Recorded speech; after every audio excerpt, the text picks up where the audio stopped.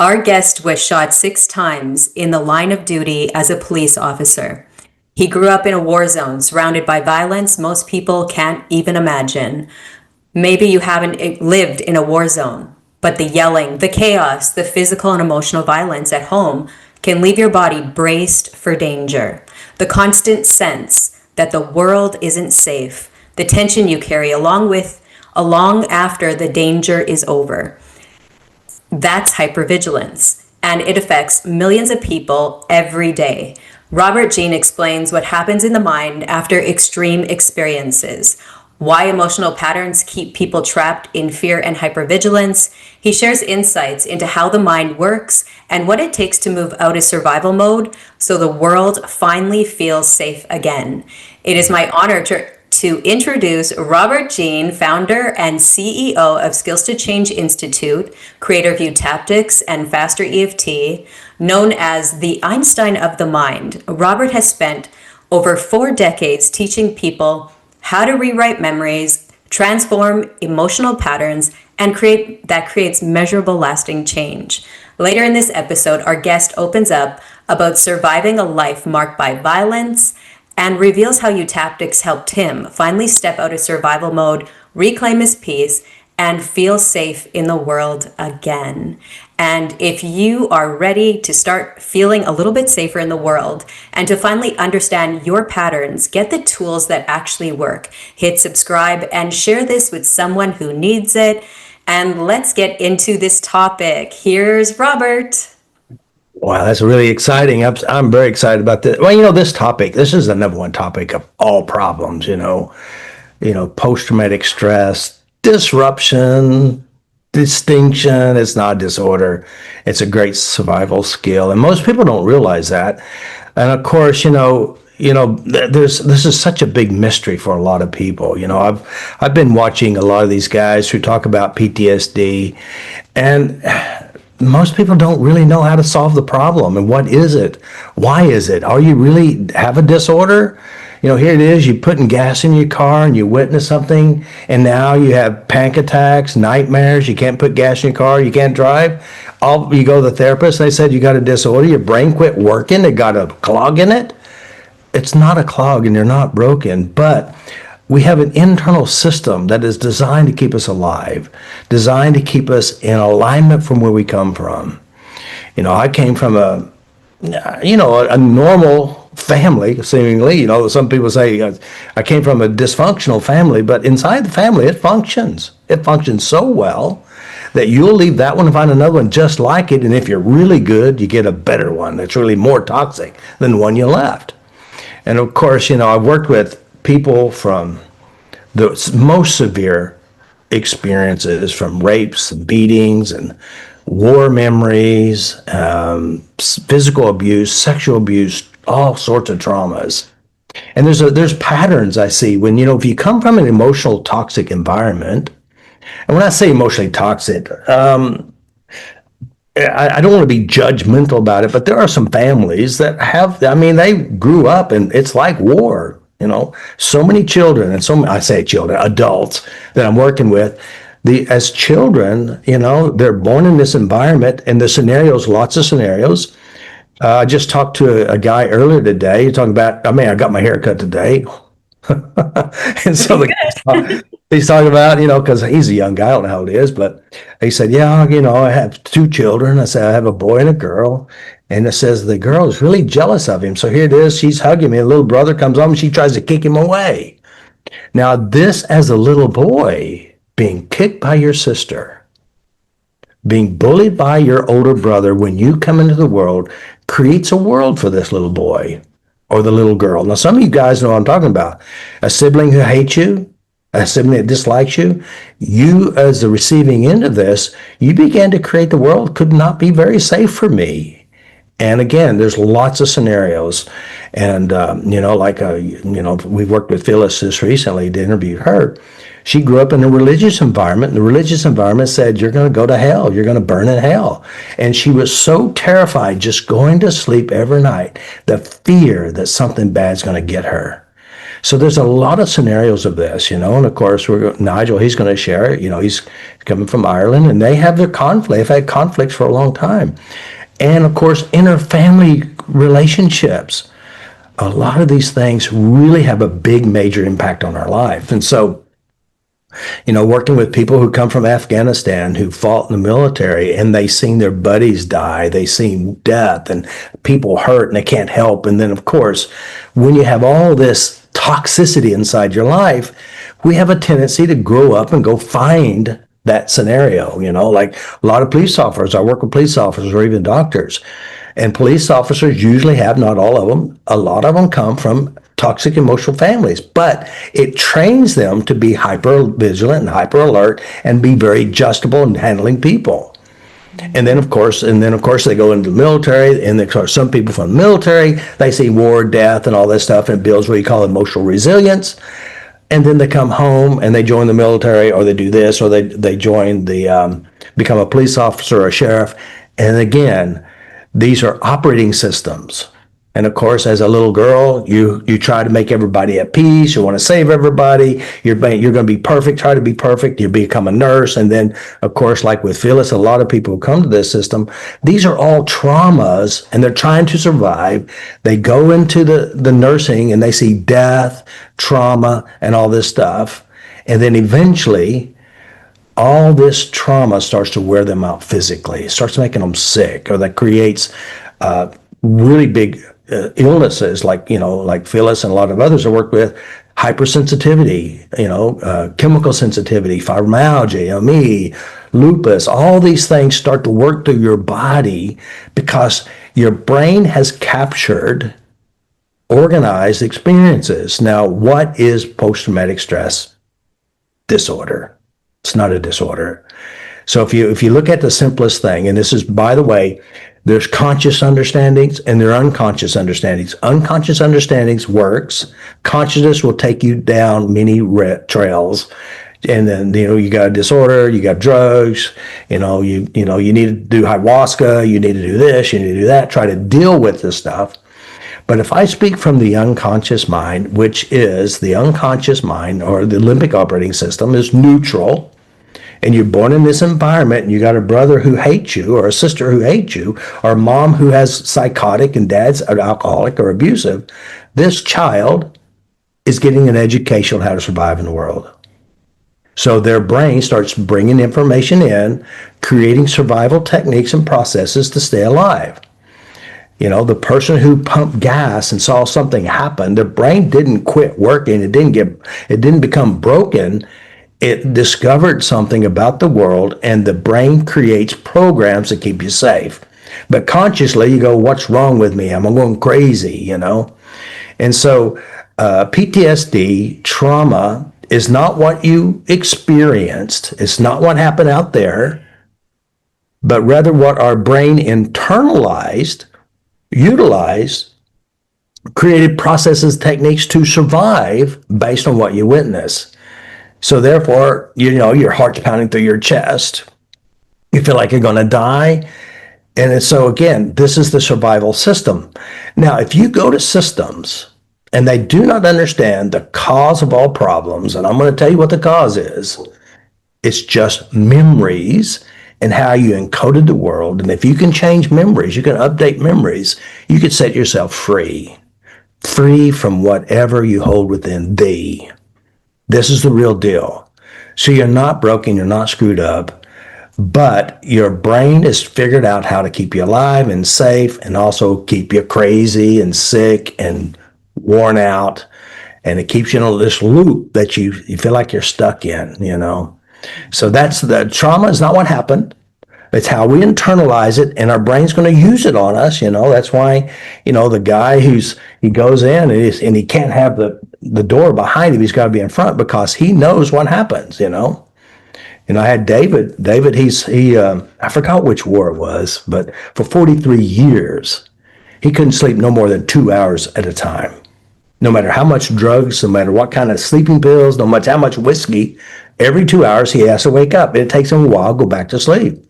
And of course, I bought a desk from him. He delivered it, and he said, "Well, what do you do?" And I say, "Well, I'm a behavioral engineer. I help people change bad memories, fears, phobias, and traumas. He goes, even complex PTSD? I said, of course. I said, I'll tell you what, David, if you want to pick a memory, you don't have to tell me about it, and I'll walk you through it and I'll clean it up for you. So he came up to my office about 45 minutes later. He didn't tell me about it. I cleaned it up and I walked him through he walked through the story, and it was like gone. Like he said, I know what happened, but it didn't feel real anymore.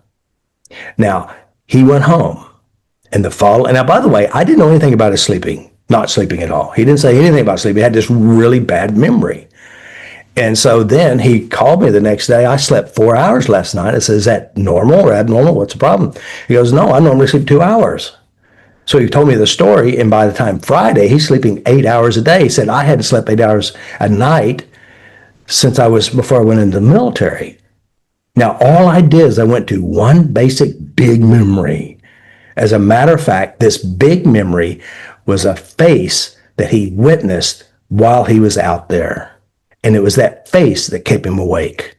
And he said, I'm not there anymore.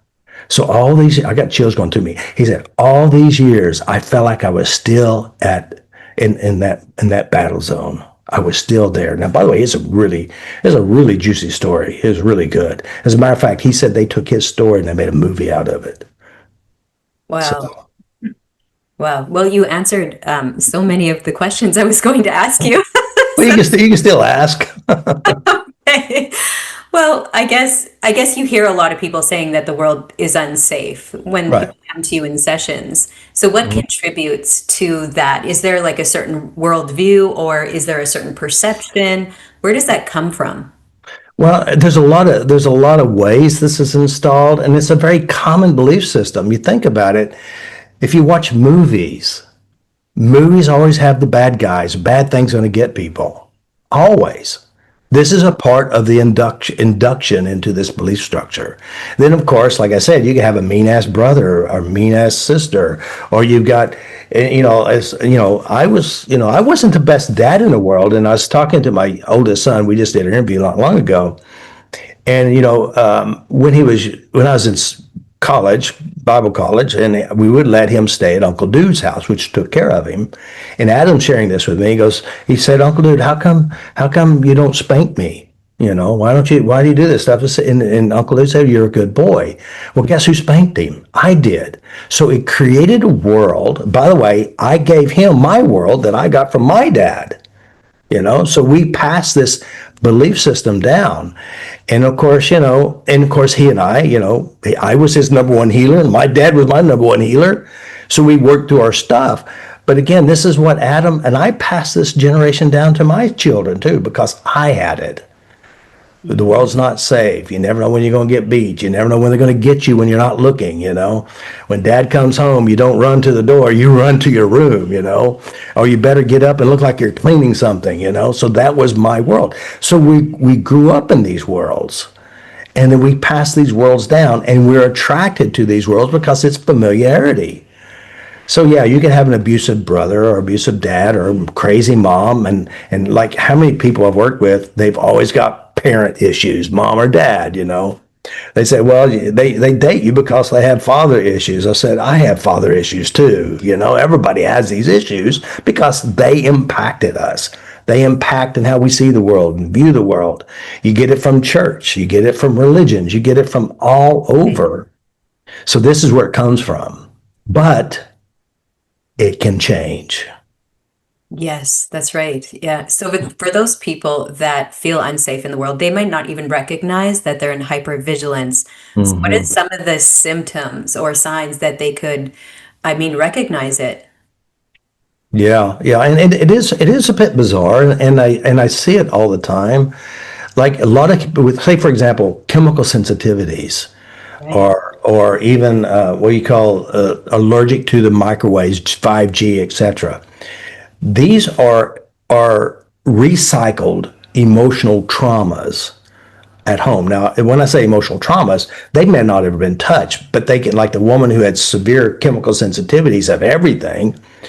What started it was her husband had a heart attack, and for fear that he's going to die. And she becomes super sensitive to everything.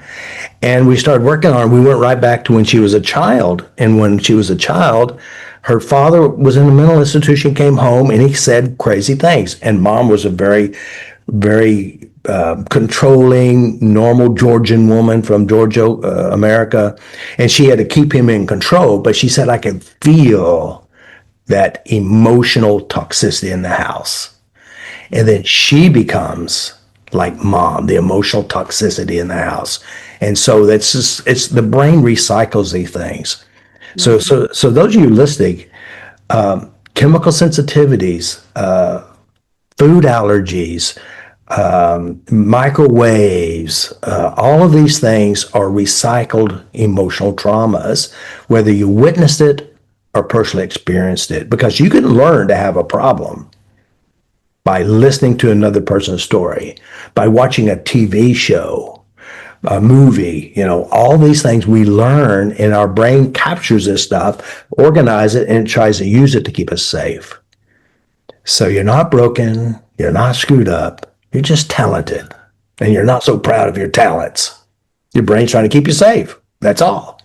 Right. Yes. And so we're talking about this hypervigilance, and that's someone that's living in survival mode. Mm-hmm. For someone that's new to this, that, maybe they don't really quite understand fight or flight or how this works. Can you explain that? What is survival mode? Well, a survival mode is an automatic, it's emotional conditioning, basically. Now, you can do it yourself, or it's impacted you around you. So, like a woman, I help people with all kinds of fears. You name the fear, I can help it, right? And so and I'm not an expert at the name of these fears. So she calls me up. She says, I have agoraphobia. I go, oh yeah, I do phobias all the time. How long you had it? And they said it for X amount of years. I said, well, I have an opening on Tuesday. I'd open on Friday at 7. And I said, which one you want? She said, well, I can't come see you. I said, why not? She says, I got agoraphobia. I said, well, bring it with you. So come to find, she said, you don't understand. I can't leave the home. And of course, that was before I could do Skype and before I could Skype or Zoom. And I said, well, I don't know how I can help you. And now, of course, later on, I started doing phone sessions. So anyway, her husband throws a blanket over her. She's laying in the floorboard of the car, bringing her to my office, so petrified and scared, right? Mm-hmm. And so when I started asking her, what's the problem? How do you know you had it? And of course, this is a success. Fears are successes. You have to understand, you're not broken. It's well designed by the unconscious mind using resources. Now, sometimes consciously you don't see it. And by the time I got done, I broke it down to very simple. Basically, one, she come from a childhood that was, exciting, a lot of trauma.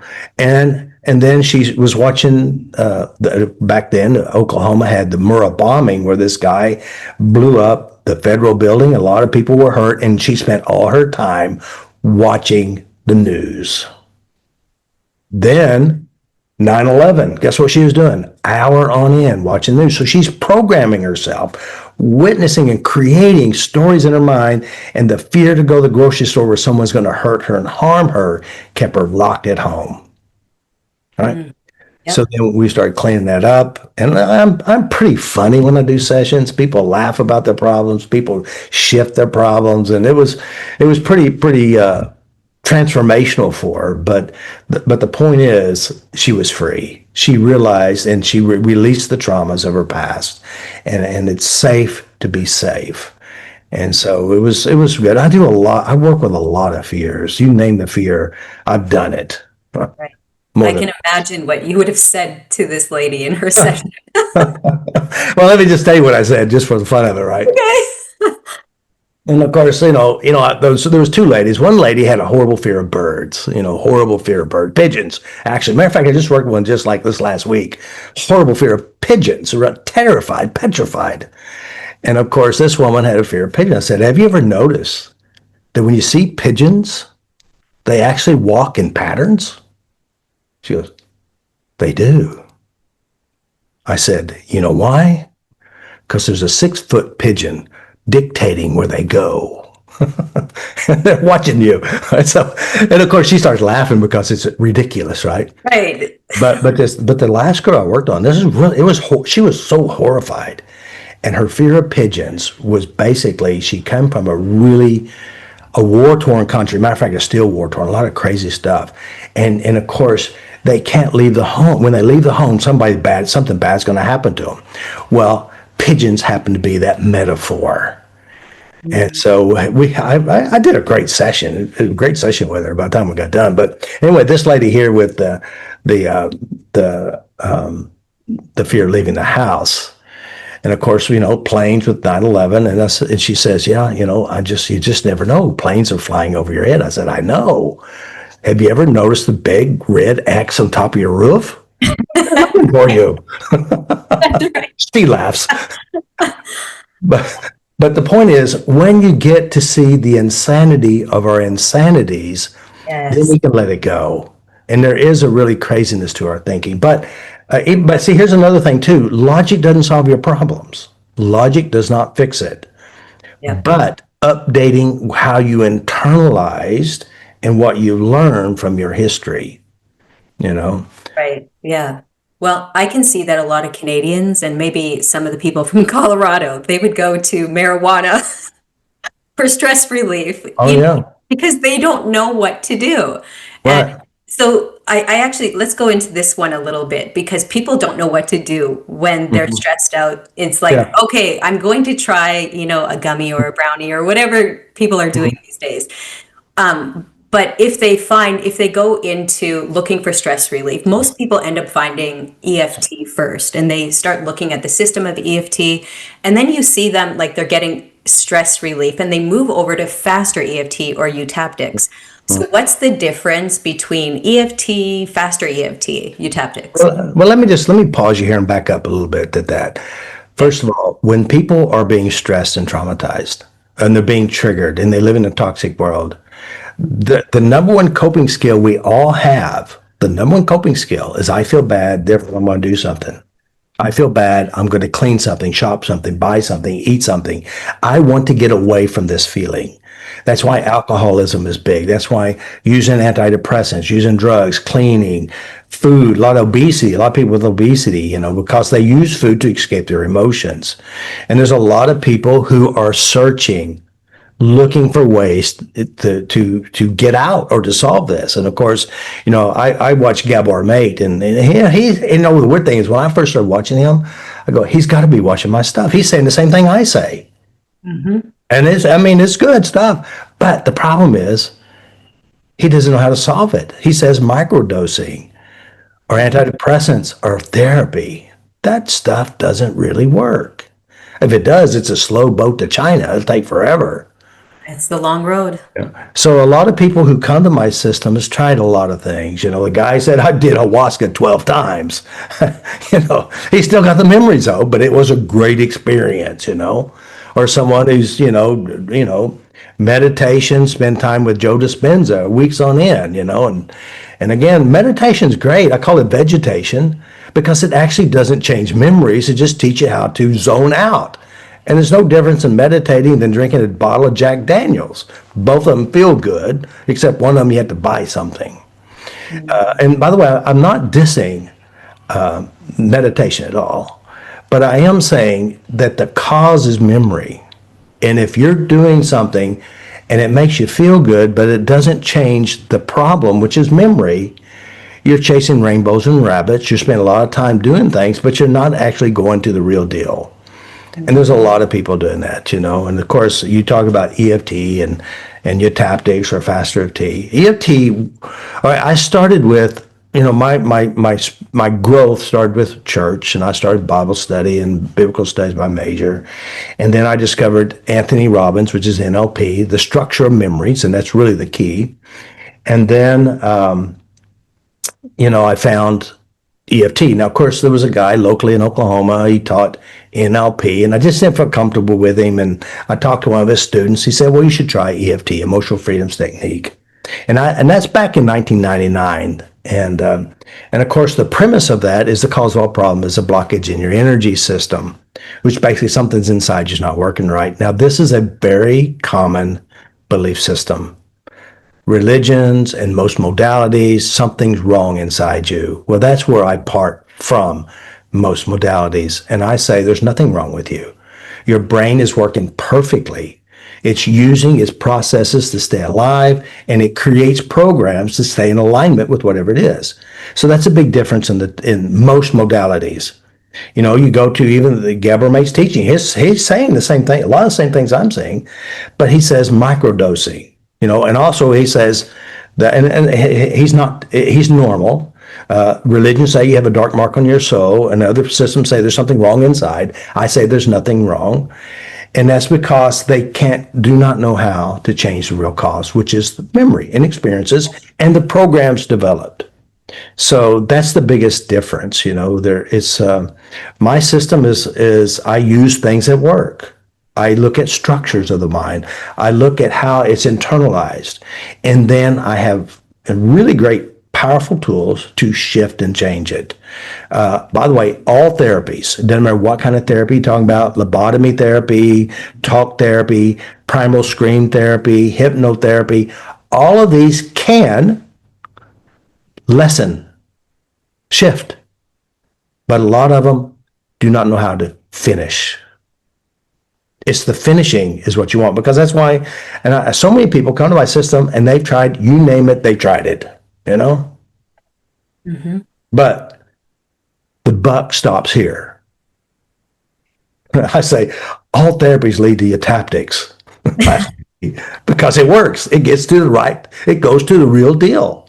I know you listen to that, and I know this really kind of makes sense to you, I hope. And I think the real skill that sets people free is how to do it, you know? How to go to the real cause. You know, it's like, if you don't know how to do something, you'll never get it done. If you go to people who don't know how to solve the problem, it'll never be solved. So if you're looking for a way to solve your problems, I think you should learn how your mind works. Get the skills and the knowledge to change you from within you. You heard the cliche, know thyself. You're going to know what you do inside yourself, and you'll know how to change it from within. That's where the real power is. So I have You Can Change Yourself Master Training. It's the first step to a greater life beyond what you've ever had. And I always tell the guys, and I know that, Crystal heard it, Nigel heard it too. I said, take a picture of you before you start. By the time you're done, you won't even recognize you. You'll look younger, feel better, have more control in your life. I do these weekly sessions. I call them tap-alongs, and people volunteer. And just Andrea, she's been coming to these things for 4 years, and I saw a picture of her just the other day, and she looks 100 times better she looks younger and healthier 4 years later than when she first started, because she's changing things from within. So I have a lot of resources for you. If you want something better, I'll show you how. Be your own healer. Learn how to do it yourself. And if you're too afraid to do it, I can help you. My practitioners can help you too. That's right. All right. So we have a special guest today. His name is Nigel, and he has faced incredible challenges growing up in a war zone, surviving being shot 6 times. And today he's sharing how Eutaptics completely transformed the way he experiences the world.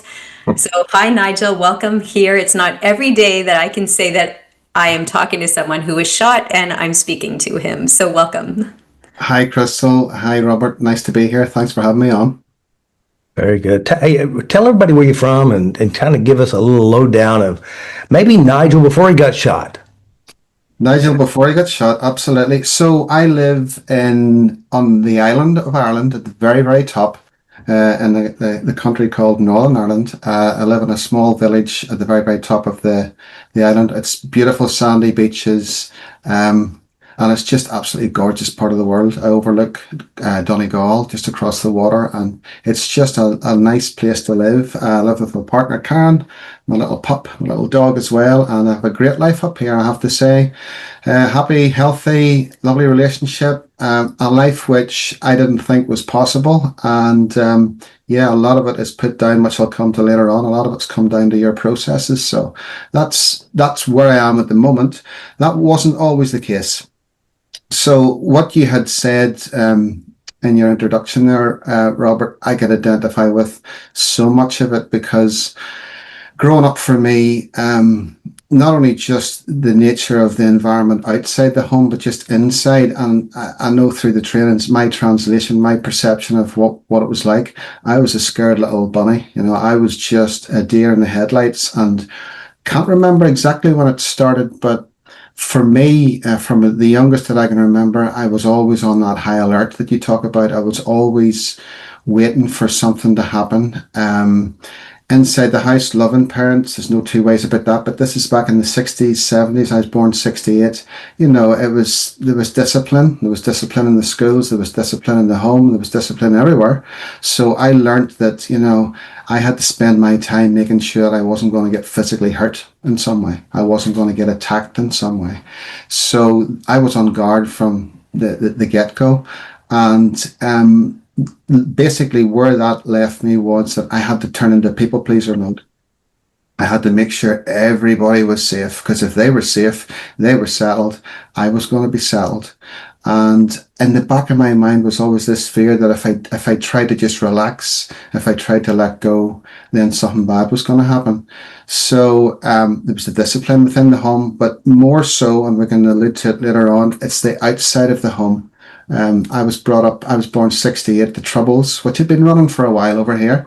Well, what country hasn't had conflict? But it was just unreal. And as far as I can remember, there was always a threat. There was always a threat, either to not so much me or my family, but just the general mistrust within the local community.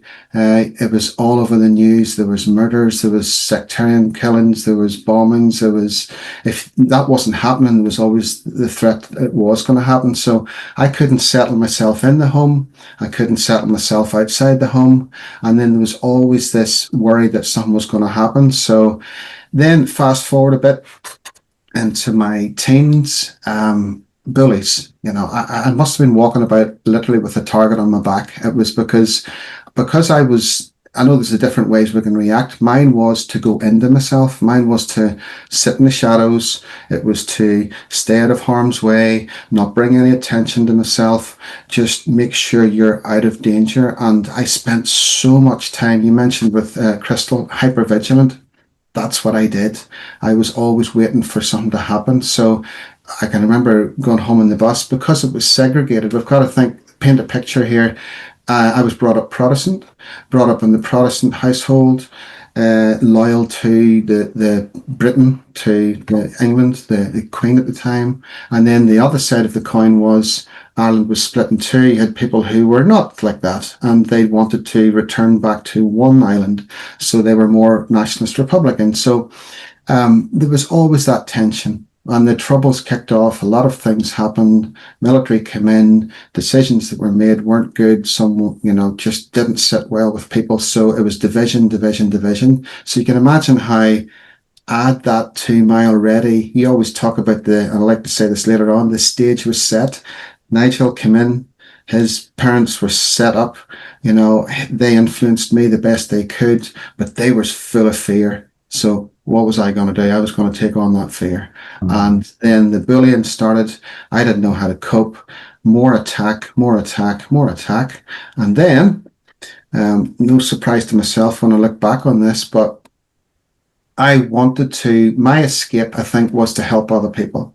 My escape was I wanted to, no matter what stuff I'd gone through, if I could at least maybe distract myself by helping other people, have a sense of purpose.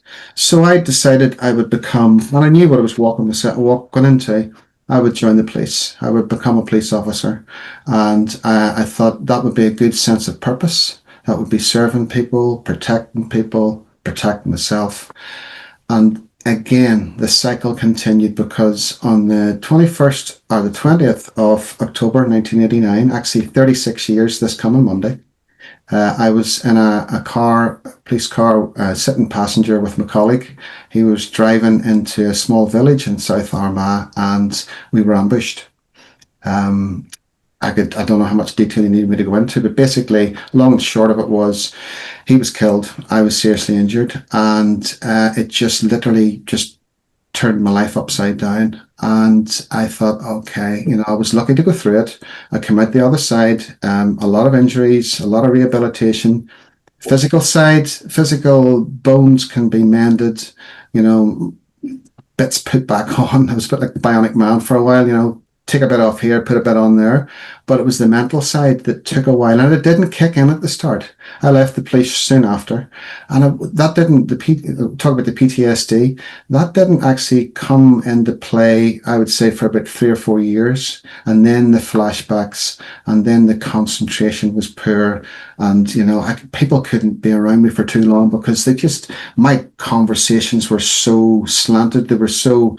One minute I was talking about this, and then I was talking about something else, and then I was fidgety, and I was just go to somewhere and then want to leave, and always watching the doors and noises and stuff like that. So that's what I can talk about later on. But that was what I was left with.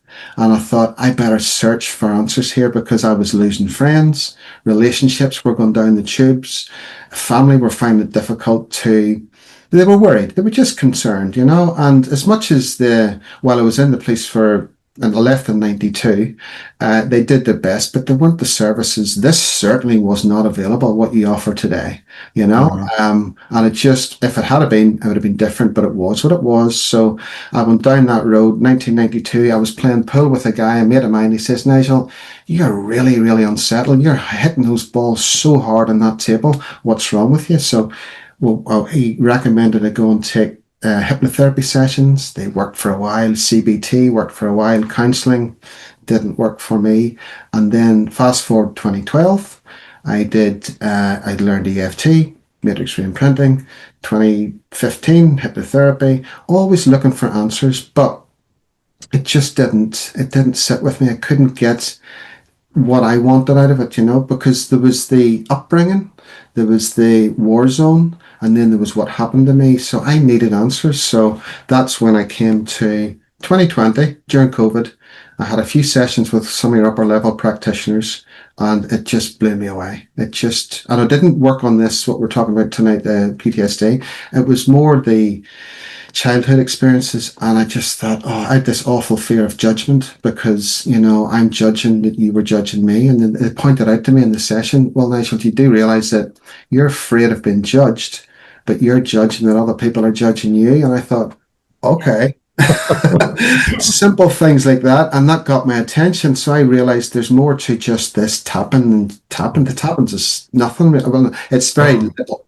And I thought, right, I want to learn more. So 2023, then that's when I got hooked into level 1, 2, and I'm in level 3 in training. So I will talk more about it, but I'm not just saying this. It has literally changed my life because I have a set of skills now that I can use in myself, and I can help other people. So I might not be wearing a uniform anymore, but I can still help me, and I can still help everybody else. So that's a snapshot. That's where it was. It's a word. When I think about what I've just said to you there, it's like a different guy. I'm a different person over the last year and a half, 2 years, because I've been able to get answers to what I've gone through. Mm-hmm. Amazing. So here it is. Because you shared a little bit about it. You were ambushed. Both of you guys were ambushed. Mm-hmm. It was really pretty bad. And so, even though this happened, it's almost like you most likely you went into shock, major shock, and then, like you said, years later, your brain is processing, and all of a sudden, it starts showing up in your behaviors. Yeah. What happened was we were driving into a village, and my colleague was just chatting about I can't think, cars or something. What guys are like talking about cars and stuff, just driving in. What's happening tonight? Yeah, we're going to deliver a warrant to this person. No problem. That was okay. We did this every day of the week. And then all hell broke loose. And literally the car had been disabled by the gunfire. It had been fired from a tipper lorry, a big truck with this big dishka. It's called a dishka. The rounds are accurate up to 1.5 miles away. So, this thing disabled the car came to stop, sorry. My colleague tried to get it started again. He couldn't. And then it overtook us, parked in front of us, and just emptied. And the car was hit 66 times. And you can imagine it just everything disintegrated, the floor, the dashboard, the windscreen, everything was coming through the front. A colleague afterwards, when in the hospital, he says, Nigel, this stuff was coming through the front of the car and going straight out the back. So the shock, I did panic for a few seconds, and then I got my stuff together. I thought, okay, and the training kicked in, survival kicked in, and I was trying to get out of the car. The guy says, no, get back in again. This was going crazy. Like, it was the noise.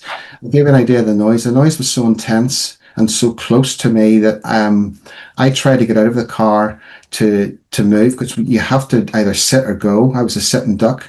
Michael was trying to get the car started. That's the last I remember. And then I tried to get back out again and cocked my rifle. And then I didn't realize how bad my injuries were. I fell out of the car. My legs were in the car, backside and back out, lying on the ground. And I thought, talk about things slowing down. The noise was so intense. I could feel the pressure build up in my eardrum, and it burst. And then I just put my hands over my head and said, okay, this is it. And everything slowed down. And I just realized I was going to die. And I'd accepted that, and it stopped. And I heard everybody, the cars driving away. And then I looked in, it was pitch black. I realized Michael wasn't with me anymore. And I thought, okay, I got to get out of the car here. So the shock came back later on. If I fast forward, when I was in hospital, it was Halloween. So the fireworks went off, and I was drugged to the hilt, and I thought, this is happening again. And then when I left hospital, fast forward again, I realized this is just something not quite right. My sleep was broken. You talk about hypervigilance. I was just on high alert, and realized this is not good. So I was getting images. I was getting flashes. If you lit a match, I smoked at the time, the smell of the cigarette, the smell of the match smelled like the cordite, the gunpowder, so there was so many things, noises, loud bangs, all of those just came in around me. So, but that took a while for that to manifest. But I think maybe it's because everybody else was settled in normal civilian life, and there's Nigel running about once again on edge. So yeah, the shock. Yeah. So here it is. You're telling all the details of these things. Does it feel real now when you talk about it? Nothing. And I mean, I say this hand on heart, respect for my colleague. He should still be alive, bouncing his kids and his grandkids on his knees. It shouldn't have happened what happened, and I'll always hold him in my heart. And you've taught me how to do that. But I decided, and especially with Eutaptics, that I could sit and feel all of these things and these images and these sensations and shoot myself every day, by replaying this, or I could let go of the physical sensations, the visions, the images, the sights, the sounds, the smells, the tastes, the blood, everything. And I could still honor my colleague and honor my life by living a good life in his name and everybody else's name for the right reasons. So when I talk about it, if I'm talking about it like I'm just talking about anything else, it is like that now. It's something that happened, but it has no effect on me. I'm respectful, but no, because I'm not doing myself any favors by holding on to anything to do with that, because that happened 36 years ago. And I choose now to release that. But still know it happened. I've got the scars, a limp, I'm a bit deaf in that left ear, But apart from that, I'm in good nick, and I think that's the best way I move forward. So the answer is no. There's nothing there. Yeah, that's good. Now, when you talk about, we talk about events like his friend died, and so we release the pain of that and the guilt of it or anything else, and then we hold on to what I call the good memories, the good experiences. And then when you think about your buddy, you probably go to a good spot, don't you? Yeah, I do. Yeah. I do go to I go to the good times. Ironically, he was with me on his first shift. He was the first person I drove around with, and I think of the good times and some of the things we get up to, and that's what I remember him as, and that's what because he was a good, decent person. We were doing the job that he wanted to, but apart from wearing the uniform, he's a good guy. So yes, I think of the good times we had. The time that we drove, he drove the car, and he was driving down a road, and it was slippery, so he lost control and down into a lane, and then I've visions of me trying to push him out of this lane, and he was spinning the muck up, and it was all over the car, it was all over me, and then I had to drive through the village to get back to the police station to get this card cleaned up before the sergeant saw. So that's what I choose to remember, rather than obviously what I've just talked about there now. Yeah. Yeah. Yeah. But by the way, most of you heard this is a big thing. It was a big part of your life. And most people, even some of you guys listening here on the call, you still have stuff that still controls you. What happens if you make peace with it? You know what? Just like Nigel, it's almost like it's when you get to the point where you make peace with it. When I say make peace, it has no power over you. It's over. You've experienced it, and you keep the gifts, let go of the pain, and keep the wisdom. Which Nigel now he's helping people. If you were to say anything, Nigel, the good thing about that experience, what was the gift in that experience? If you really look at it, so much. And you mentioned something there, and I do want to just elaborate on it ever so slightly. In terms of the peace, whenever we do the peace anchor and we take the breath and we go peace, for me, that is symbolic of what I can now do as a result of the mindset that you give me, because what it means to me is whenever I think about that situation, the gift from that is that I realize that, and this is my thinking, I was talking this over with my girlfriend, it might resonate with people, it might not. In terms of conditioning, the gift is I realize that Michael, myself, and nearly everybody who was involved in that incident, we are all the result of our conditioning. And I thought of the analogy that I was born in 68, and can you imagine Seamus was born the same day as me, and he's brought up where his parents were nationalist Republican, wanted nothing to do with what I was brought up with. Imagine that the nurse or doctor came out and had a tag and gave the wrong tag to the wrong person. I end up going down to areas that maybe wouldn't have been favourable and wanted to be in alignment with the Crown forces. And Seamus, he went to the life I had. If I had had exactly the same conditioning as he had, and he had exactly the same conditioning as I had, there is a chance that I could have been the person on the back of that lorry shooting bullets down into that car. Now, I know that's a big jump, but if you ask me what's the gift of your mindset is that I can now honestly look back and say, this was set up way before Nigel decides to go down that road in that police car. This was set up when Ireland was split. This was set up 800 years ago. Before that, whenever, all the history, go look at it. So I'm thinking to myself, the gift is, Nigel, you were just one pawn in all of this. And then the other side of it is the healing side, making peace. Yeah, forgiveness is a hard thing to do, and you only explained this, well, you explained it a lot, but it only twigged with me the other night when you were on one of the calls. If I can make peace in my mind with all the players in that incident, it's me recreating this in my mind, then I can settle down. So the gift for me is, out of this incident and the Eutaptics, is I can settle my mind, I can settle my body, and I can think of Michael in a good, positive light and myself, versus if I kept this alive, if I didn't deal with it and process it, I don't think I'd be here today. I would be addicted to something out of every reason to be addicted to something, but no, I didn't. So the gift is I can heal and I can help other people do the same. So you talk about the different positions. It's like a drone. I take myself away up above this and I look down like Google Earth and I think that was going to happen. If it wasn't Nigel, it was going to be somebody else. I have never got that mindset from any of the other modalities I've done. So thank you for that, because that is a big part of my life now, because forgiveness, understanding, whatever, I can now settle myself. And if I have a settled outlook on that, that's why I can talk freely like this, because I couldn't have done this a couple of years ago. It just wouldn't have joined up the dots. So the gift is settle me, heal me, I can help other people, and then I'm able to take a look and appreciate Michael and everybody else versus the old way of doing things. That's powerful, very powerful, and freeing too. Of course, Totally.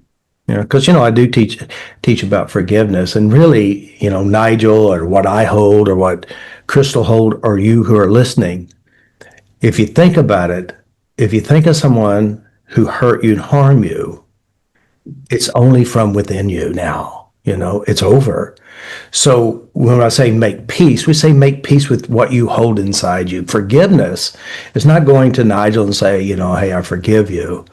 Forgiveness, ultimate forgiveness, say, is changing the pains and hurt you hold inside. How many times I work with people who have anger towards their stepdad or their dad or somebody else who's been dead for years, but who is suffering because of it? And it's us. Remember, the events that happen outside of us is over, but what you take in and internalize is yours. And if you have trauma inside you, you need to change it because it's you doing it to you now. I know it happened. I know stuff happened to me I wish never happened, but it's not happening and it's not real. And I mean, this thing that Nigel, I've worked with so many other people with similar stories, so gigantic. And then within a short period of time, it's gone. It's like, it's over now. I'm safe. I'm free. I remember this guy, he's like, I don't know, he's like 85 years old, around that age, 80 something. And he's in my office and I do an intake. I say, what's going on? What's a bad thing? He starts crying because he was at Pearl Harbor. He was the only one of his platoon who lived. He was there when he saw the plane crash and all his buddies were killed. Crying. Not even 3 minutes later, 4 minutes later, I went back to it. I said, let's go back and look at it again. He goes, it's over. There's a meaning for my life. Mm. Mm-hmm.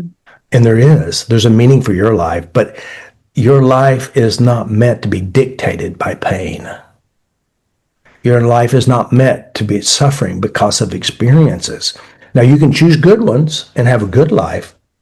And if you carry bad ones and not knowing how to set yourself free, there is a way. There really is a way. And that is making peace with the stories you hold within yourself. And it's going to save you lots of money and lots of time, lots of suffering.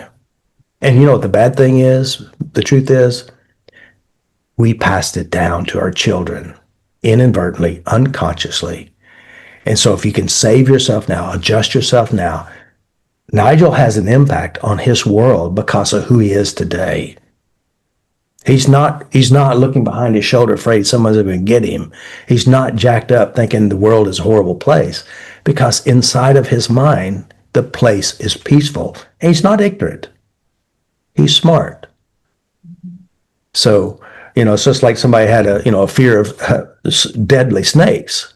You make peace with snakes, but it doesn't make you stupid. You're not going to kiss one and you're not going to take it out for dinner. There's a wisdom way beyond what you can understand consciously. Robert, can you explain this piece? Because we watched Nigel tell us the story and he had no charge in it, but he was able to tell us the details. So can you explain what part of our brain stores the story? And then we have the rewrite with Eutaptics. So can you explain how that works in the brain? Well, I mean, there's a natural updating of the mind. Like say, for example, I meet Nigel and I have a great time with Nigel and I talk about, hey, Nigel's a great guy. He's a good guy. Had a great conversation. And so in my mind, I have a memory of Nigel as a positive one. And then I meet Crystal. And I say, yeah, I just had a great dinner with this guy named Nigel. And she goes like this, Nigel? And so here it is. In my mind, I see Nigel, nice Nigel, and I see Crystal, Nigel? And then all of a sudden, her emotion and attitude can impact my positive experience with Nigel. Right? Just because of emotional intensity. So the brain has a natural way of updating itself. And I heard this story of a guy who's on the train and a guy gets on with his 4 kids in the same little train area. And these kids are acting up and like crazy, throwing things and all this stuff, and getting pissed off and angry. So won't you control those kids? And he goes, I'm sorry, we just left the hospital and their mother just died. All of a sudden, you shift. Your perception shifts. Your attitude shifts. So memories are easily adjusted when you know what you're doing, when you understand and update the memory itself. The brain is very malleable, but there's also belief systems that need to be updated about pain, about problems, because a lot of people will hold on to a miserable pain, a miserable experience, thinking if they hold on to it, it keeps them safe. It doesn't keep them safe. It keeps it recycled over and over again until it destroys you. And so there's got to be a balancing act about our memories. And like I said, memories are very malleable. You know, I do seminars. I said, how many would like to improve your memory? Every hand goes up. But I thought memory was stuck and permanent. It isn't. And we did an interview with my son the other day. And so he told me a story. I'm in Scotland. And he said, Dad, you remember you almost caught the house on fire? And I said, no, what happened? Because I don't remember.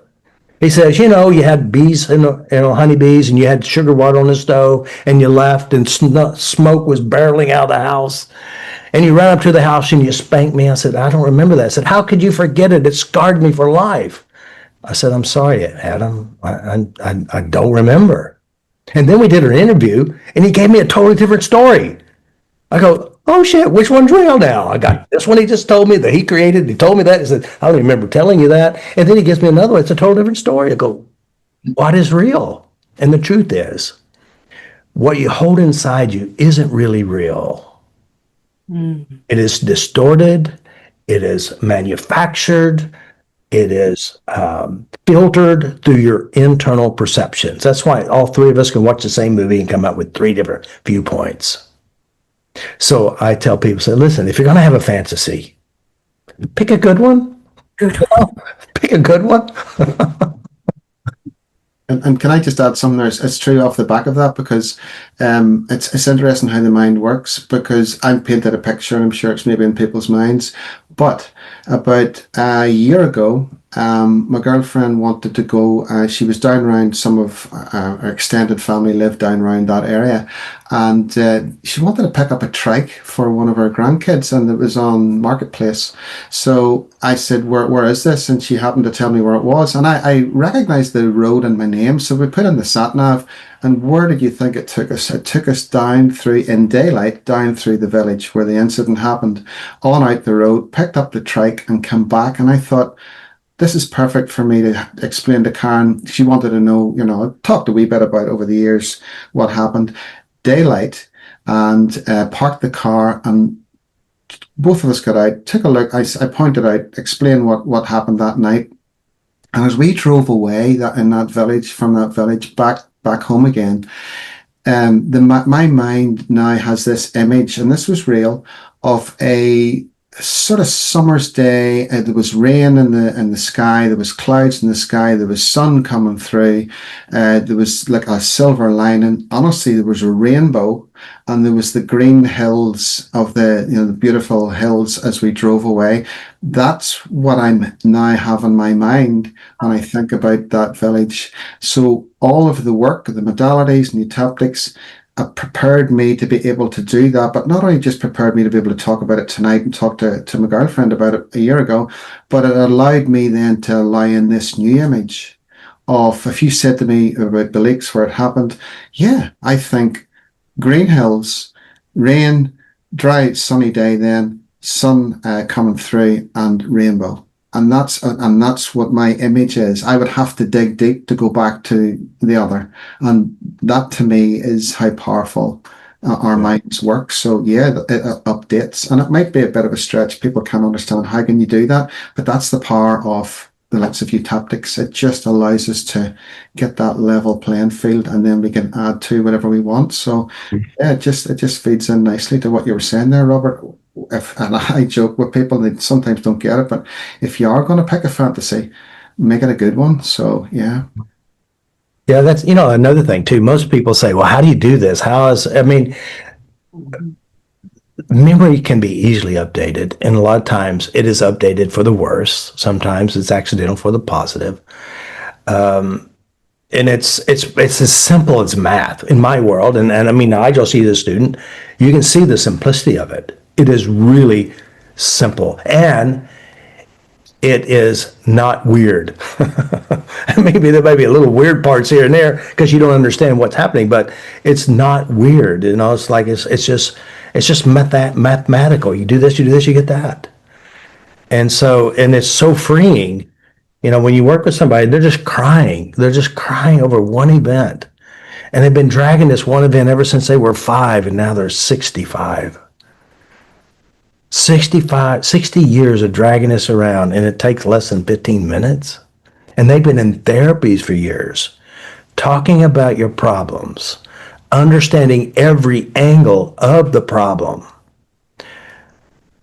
burning it on paper, primal screaming doesn't change it, but one way does, and that is going to the memory and update how it's internalized. It's incredibly simple. It's incredibly simple when you know. And so that's what I do, and I teach people. And I have tons, lots and lots of testimonials, big time. And so what I teach is how to be in control of the self. That means it's not just a technique to change memories or adjust memories. It's a value system and how you process your life every day. It's how you see other people. How do you process other people? How you process things that's going on now? Because, things happen, Nigel and Crystal and Robert and everyone else, without our permission. And we don't like these new changes. But being able to shift with the changes, you live longer. You feel better. You don't take any negative souvenirs home. And that's the value. I teach in a philosophy of life, tools to update the self, to know yourself, to be kind to yourself, because what you do up here, you do to other people. So it's creating world peace. I say, inner peace creates world peace. If children had this capacity to change how they feel now, they won't grow up and be a bully. Every bad behavior has a reason. It's driven by a hurt or a fear. Mm-hmm. So, right. Nigel alluded to Eutaptics not being, maybe he didn't say it that way, but Eutaptics is not just a technique. It's a whole system. It's a way of thinking. So Nigel, was there a specific thing that you heard that totally, I don't know, it got you or it changed your life in Eutaptics? It might be simple and there's only a few words, but everything in me is me.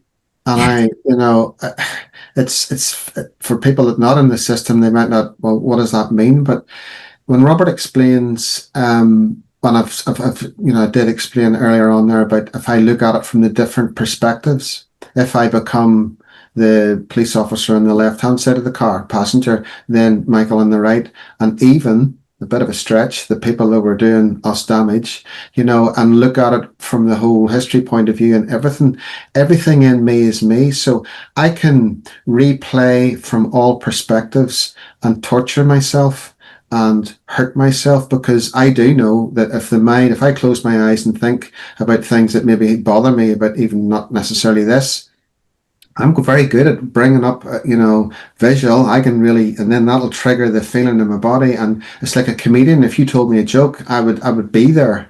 So I'm very good at that. And that's probably because I've had to be over the years. But it's not a good trait to have if I'm going to hurt myself, because when I close my eyes and think about something not so good, my mind doesn't know what's real and what's imagined. It thinks it's happening again.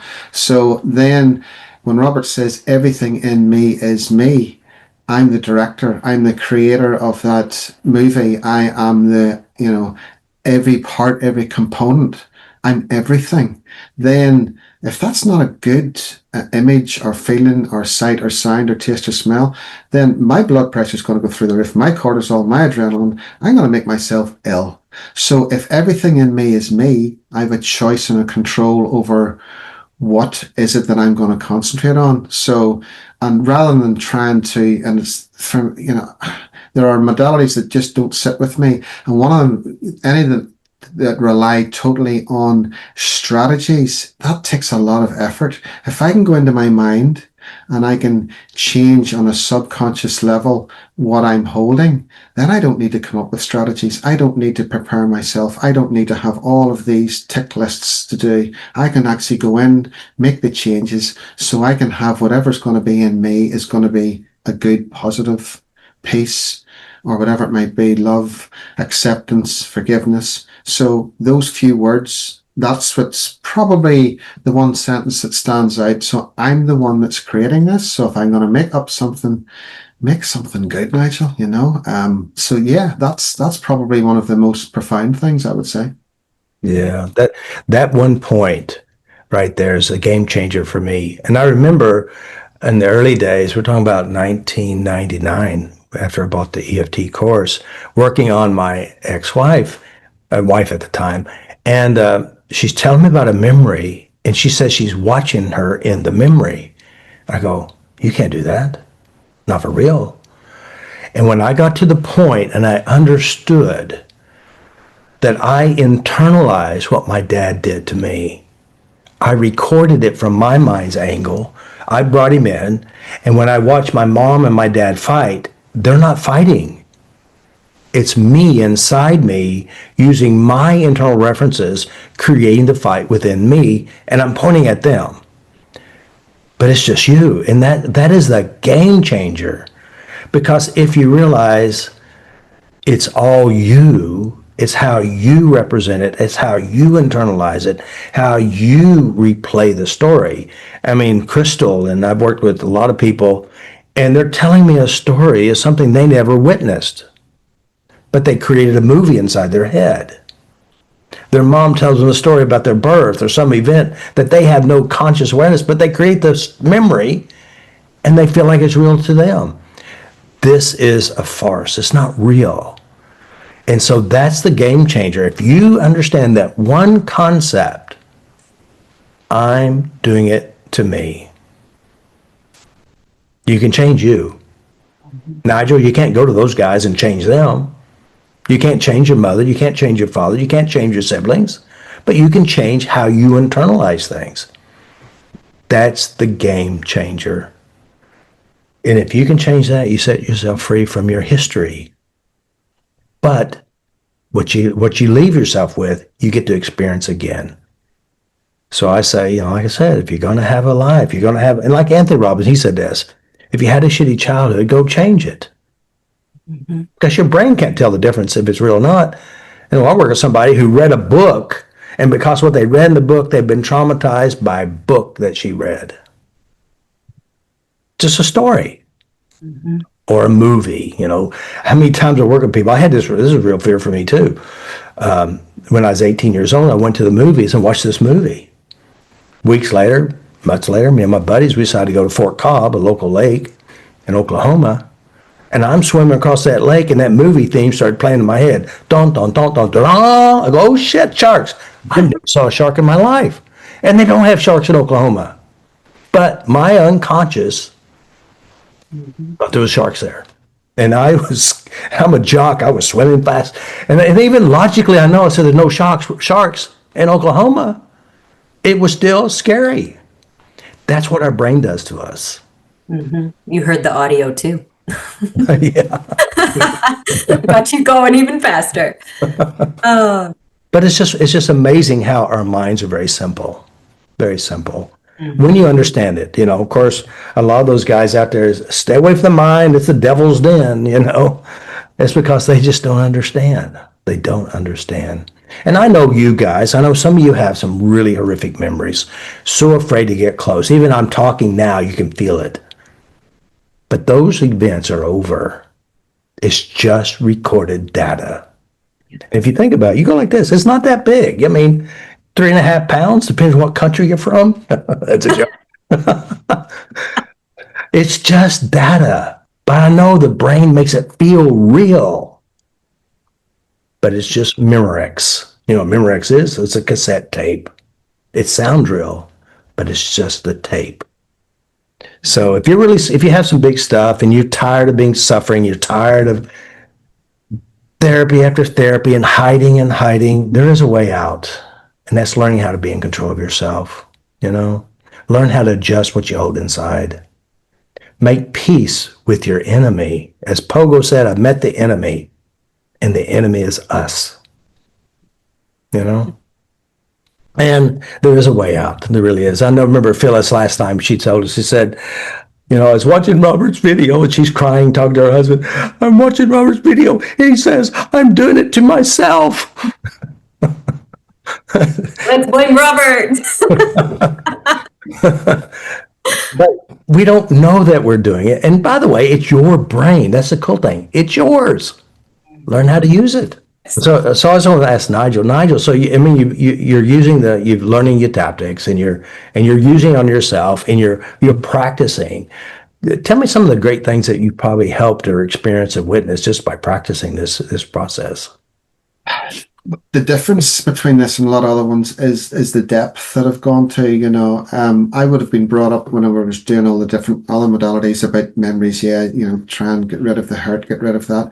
But it's the deeper stuff. It's the patterns we look for. It's the structures that we're looking for, and the payoffs. Even you talk about the art of change and the payoff, and that's what I've realized, that when you see people, I know we're not supposed to get attached to the outcome, but you can't help but be pleased when you see somebody light up, when you see them realize that we're not just going after one. When you join the dots, it's like looking up to the sky and you can see the different formations of the stars. It's the same thing for me when they start to see, and they don't understand what we do, the client that is, but when they start to say, yes, there, I've done it there, I've done it there, I've done it there, and then they start to realize where they've been giving their power away, where they've been maybe understanding, okay, I'm doing that to me, and I can make those changes. It's just been able to light people up, and that they can go away not only and work on themselves, but come into a session, feel safe to be able to discuss or not discuss, the no content. I don't want to talk about it, Nigel. I don't need to. I feel embarrassed, or good. We don't need to. And you've shown me that, at your level, most of your work's no content. So it's being able to give people the satisfaction to think that they can come into a space. They're not going to regurgitate everything. They're not going to dwell on it. They're not going to tap on the negative for hours and hours and hours. And they're not going to be going away thinking, what was that all about? They're going to be thinking, I can feel the change. So for me, it's passing that on to them. They're doing it to them. They can make the changes, and it's over. It's not happening now. And if you're going to try and create something, so when I see that come back at me, that's really good. But even if you take out the tapping and different things, the mindset of level 1, I love weaving it in to obviously got Eutaptic sessions. One of my other roles is it's an hour-long sessions, which you can't really get much done. So I don't get much in terms of Eutaptics done, but the mindset, being able to give people this knowledge, and you see them going out the door. Oh yeah, okay. So it's just the whole, everything encompassed, that we're now having a set of skills. Whether they go on to train or whether they're just on the receiving end, they're going out of there not just hopeful, but they're going out there with tools that they can, heat of the moment, tapping in that moment. Even if they don't know how to do the protocols, they know how to stop themselves getting into that, going down that rabbit hole. That's big, because that means that they're going to be more present, and then they can come back and tell me, I'm getting on better with my partner, or I'm not shouting at my kids as much, or my work colleagues not winding me up as much. And then when it comes back to what we talked about, everything inside of you is you, then, they would laugh sometimes and say, yeah, I'm doing this to me. Yep, you are. So that's the stuff that keeps me at it, not only for myself, but it's nice to see people come back and you can see the difference in their face, the way they walk, the way they carry themselves. I think that's one of the most exciting things, for me. I love working on people. It's so fulfilling. And, of course, I like it. People with a lot of good stuff, a lot of big stuff, because I know at the end of that session, there's going to be a big shift.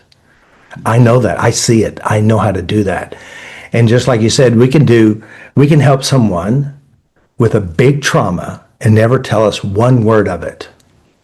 And they know it's changed. They know it's a shift. And it's not because it's mystical or magical or anything weird. It's mechanical. We understand the mechanics of the mind and we know how to update memories. So, yeah, so it's so rewarding. It's like, this is what I say. Who needs to go spend, $20 to go watch a movie, a horror movie and a scary movie? We go on great adventures with people's minds and the memories, and the end of the story, they feel good. It's a happy ending. And it's like they tell all their friends, they tell their friends, this lady's had so many therapies. She said, and she's a hypnotherapist and all this stuff. And of course, they all come to me and said, I'm the worst one, I'm the worst one. I said, I hate to disappoint you. You're not that bad. I've seen worse. And I have done the worst stuff that you could ever imagine, but it's very rewarding and very fulfilling to see people change, Right. Yeah. And Nigel, what would you say to people that are sitting on the fence? They haven't enrolled into Eutaptics. They know they want to do this work or even book a session, but they're still sitting on the fence. What would you say to them? Simple. What I heard Robert say not that long ago and just blew me away, in terms of your memories are your instructions on how to live your life. So if I look around my life and I think that if I was one of those people sitting on the fence thinking, I don't like the way I think. I don't like the way I feel. I don't like in theory, the control other people have over me. I don't like what I've had in the past, and I'll go and try and consciously come up with these strategies as to how I'm going to get through this every day versus enroll, whether you want to be a practitioner or not, enroll in the course. Do the level 1, 2, 3, 4 if you want, but go in, even if you don't want to be a practitioner, and learn how to get your mind back again, how to get control over your mind, get control over your body, and control over the past. So to me, it's a no-brainer. It's a no. I can understand how maybe people don't understand the system from the outside, but when you hear the testimonies, and I'm not making this stuff up for a bit of fun on a Friday evening, this is real. So it's real. So if I can't grab anybody kicking and screaming to come along, and it's so difficult when I see family and friends and I know I could help them, and I don't do that anymore because people aren't ready for it.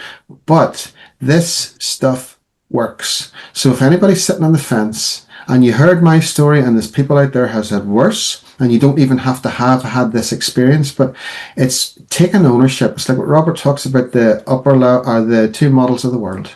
I can be a victim, and I could have, or I can take control. So I would say, if you want to make changes, if you don't like the life you have outside, go adjust what has happened in the past. And the only way you can do that is go to talk to people who learn from people who know, and you learn from Robert, and you're in amongst a whole family of people, a whole group of people who've gone through different things, different levels, because I never liked the saying find your tribe, but I'm coming round to that idea because this is a group of people that I've met, yourselves, moving forward. Not saying it's going to be pretty all the time, not saying it's going to be holding hands like, Little House on the Prairie, skipping down through the... Yeah, but we can still sing those things, we can still get the rewards, we can still have it, but there's going to be life. But it's a no-brainer. You've got to do it, folks. And I'm not a salesperson, but my life at 57 years of age, I would never have imagined the confidence. And I've still stuff to work on. I still get a bite in the ass every now and again, but I don't go down. I get back up and I keep going forward. So everybody should experience this. Everybody should. That's my best sell for this, but it's a feeling. You feel so good. You feel free. The flashbacks go. It allows me to be present. It allows me to enjoy my relationship, my walks, my conversations with yourselves, working with clients, just having chit chat, coming up on the calls during the weeks, the mentor calls. It's just a quality that I don't have in any other aspect of my life. So it's a system. It's not a set of skills only. It's a whole way of living, and I'm passionate about it. You can probably hear that. Don't sit on the fence, folks. Get off the fence. You only get splinters in your backside anyway. Get off the fence and get enrolled. I remember, I don't know if you remember this, Nigel. Oh, when did you say you started coming? Well, began. Properly August 23. Now, of course, I've been seeing Nigel for years, liking my stuff. And I say, Nigel, he's doing the other style. I said, Nigel, you ought to come here. It's really more powerful. Mm-hmm. And finally, you bit the bullet. Mm-hmm. Absolutely. And my life's changed. It's turned around. Yeah, it's a different mindset.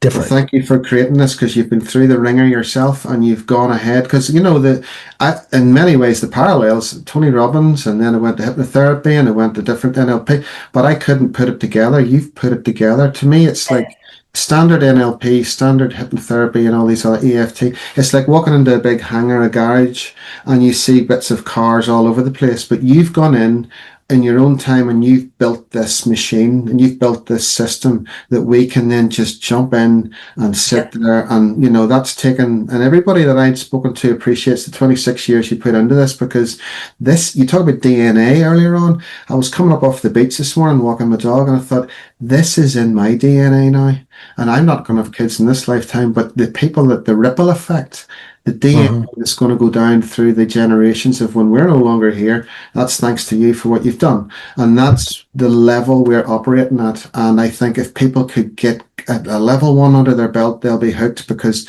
this changes their lives. And if they want to go further, they can change other people's lives. Yeah. And another thing too, most of you who are listening, you can use this to heal your body, to change your body. We're talking about real diseases, blood tested there, blood tested gone, fears and phobias gone, chemical sensitivities, fibromyalgia, lupus, knock strokes off your golf game, improve your relationships. This works on everything because it works with you, inside of you. You're fine. Everything about you can be adjusted to where you can be more abundant. This works because it gives you the power to change. I was talking to a friend of mine that said, listen, we can take Nigel, he can have 5 PhDs, 4 masters, and we can take Crystal, who doesn't have none of that stuff. Crystal can outperform him with her emotional intelligence skills. Emotional intelligence, being able to shift and change how you feel and how you perceive the world, will move you faster and further, because it allows you to be the manifester of your world. It allows you to go beyond things you never thought you could ever do. I'm living a life I never thought I could live. And it's not because it was by accident. It's because I changed the little things in my life. Those memories, those experiences with my dad, update my dad where he's different. Saying I'm sorry when I am sorry, changing how I see myself and how I represent other people. This is it. This is what everyone needs, is the ability to be at peace. And I'm going to die someday. It's going to be a surprise. It's not going to be a dreaded, waitful moment, because I'm living my life now. I'm moving through life. And like Nigel said, I've been through a lot of stuff. I've had a lot of crazy things come my way, a lot of attacks, because this system works. It works, and it does ruffle feathers, and I am extremely passionate about it. Nigel's going to come and see me. Buckle in, Nigel. Isn't that right? Buckle in. We're going to go there. And we do. And when we're done, he's free from what we addressed and changed. Yeah. And that's worth more than all the gold in the world. Freedom. So, it's amazing life. It's amazing opportunity for all of you guys. Mm-hmm. So thank you, Nigel, for being here with us, for sharing your wisdom and your story, for opening up about it. Thank you so much. And Robert, any final closing words for our audience? Yeah, it's, I have the same story. Learn to be your best friend. Make peace with your head. Learn to love yourself and like yourself from within yourself. And when you do that, your body feels better, your relationships improve, and you'll be a good testimony, a good witness for your children and grandchildren and friends. People need something better. You be the better and affect everyone you meet. And that's my saying. I'm changing the world one person at a time, starting with myself and touching everyone I meet. So come and join a new world for you. Buckle in, hold on, ride it through. It's going to get good for you. You're going to create something you never thought possible. You'll move beyond your family and bring some friends with you because you'll create some really amazing ones. So if this conversation with Robert and Nigel opened up something for you, take the next step. Check out the show notes for the links. Robert will have his free course there, one-on-one session, and book his free strategy call to explore enrolling into You Can Change Yourself Master Training. And if this episode spoke to you, make sure you subscribe to this podcast, because each week we keep on exploring how your mind works, unconscious patterns, and that will really help you to create real lasting change. All right, that's it for today. Now, well, let me just say something else. And also, guys, Nigel, he's a practitioner. He's getting his training done. He'll be giving sessions. There's a lot of my students that I have trained who's really, and I set up a really nice system. I mean, and Nigel will tell you, it's tested. You're going to know you're going to get a really good practitioner. And everybody needs help. Everybody needs help. So just come join us. Give it a spin. We'll change our world. Peace, guys. Peace. Peace. Thank you, Nigel. Appreciate you. Very proud of you too, man. Very proud. Welcome. Thank you very much, Robert. Thank you very much, Crystal, for having me on. It's been an inspiration. It helps me as well. Thank you.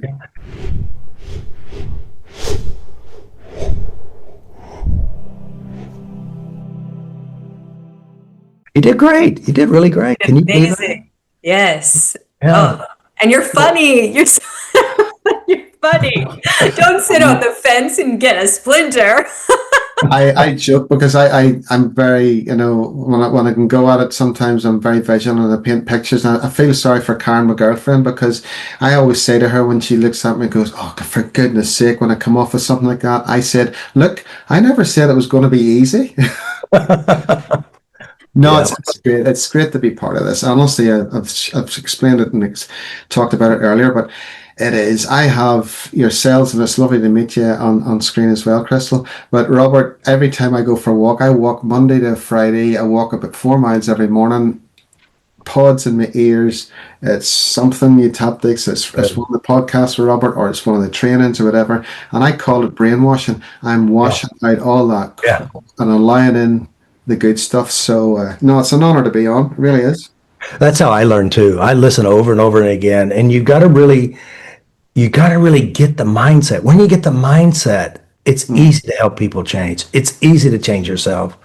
I mean, that's how I learn. I listen and listen and listen. I listen so much, I think I can almost say the same thing, And also, you'll be spitting it out like it was you. You'd be regurgitating everything I say, and that's what people need is truth.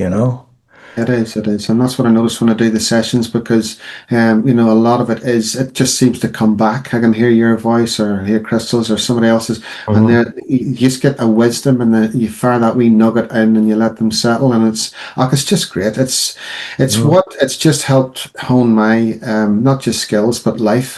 Life's getting really more interesting, more fun, and more present. So yeah. It's been great. Thank you. Exciting. And Crystal, she's got some good stuff. We did some sessions. She got more. I do. I got more in there. Yeah. You're brilliant, Crystal. The way you just organize it and keep it all together, and Yes.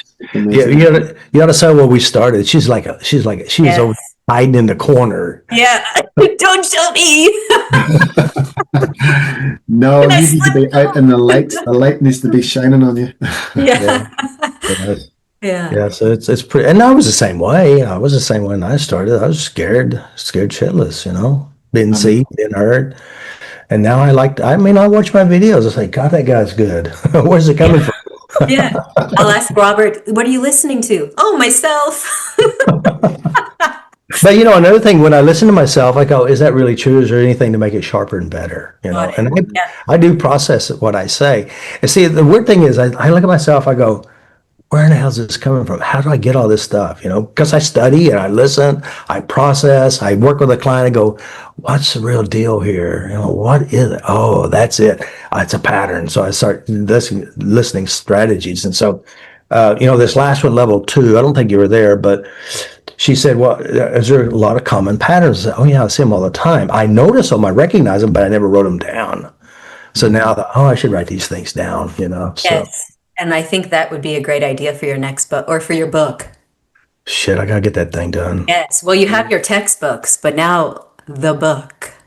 The book, yeah, the Yes. call-outs, the wisdom that you give, Robert. I often wonder where you get that from, but I know it's life experiences as well. I know it's coming from obviously your mind, but that's eye-opening for me as well. I know it's call-outs. It's more than call-outs. There's a lot more in there. There's a lot, and I find it's like reading a book. I suppose it's like everybody. Whenever I watch a video, and then I get a light bulb moment. Then I've stopped listening to you. I'm off in trance, so I have to go back again and watch that again, and then you think, I don't remember him saying that, and that's where the beauty of being able to go back and revisit all of your work videos and stuff like that. It's just on tap 24/7. So yeah, it's great. Yeah, you're really getting a good education. I have like people been coming for years ago. You never talked about that. So I talk about it every seminar I teach it. Yeah. They again, you can't see it until you're ready to see it. It's just like rich chocolate. You can't take it all in at one time. Yeah. Good stuff. Isn't this great? It is magic. Yeah. Thank you so much, Nigel. Very proud of you. Thank you, Robert. Thank you, Crystal, for having me. It's lovely to meet you as ever, and someday in the flesh.